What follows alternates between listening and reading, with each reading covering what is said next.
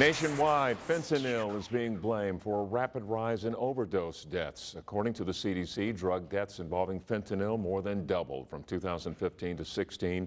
The trend is now taking hold in Arkansas, and as TV11's Winnie Wright tells us, the drug is likely to blame for many deaths right here at home. We're seeing a lot of fentanyl either being represented knowingly or unknowingly by people that are dealing drugs. Coming into especially the Little Rock area. Fentanyl, a synthetic opioid, is showing up in a variety of illegal drugs. In many cases, fentanyl is being laced into the heroin, and in others, dealers are replacing heroin with fentanyl completely, unbeknownst to users.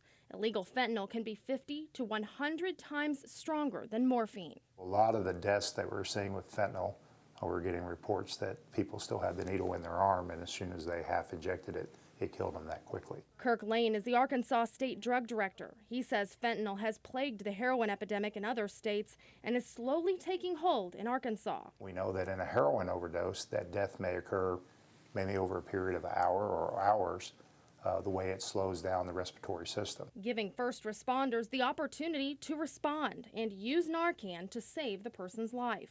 Fentanyl kills very quickly. It can be absorbed through the skin, it can be inhaled, and just a few micrograms can kill you very quickly. If you have any reason to believe that your loved one may be struggling with drug addiction, now is the time to get them the help they need before fentanyl chokes off our community. Otherwise, with this deadly drug, you may not get a second chance. I think you're playing Russian roulette anytime, especially on the IV drugs, that you never know what you're going to get. Since November, 28 Central Arkansans have been saved thanks to Narcan administered by law enforcement.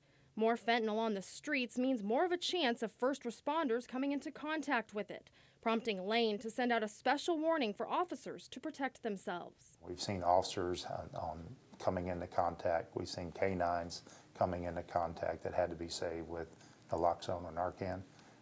So it's one of the reasons we're putting so much emphasis on the Narcan, naloxone, and the education to the communities and the first responders.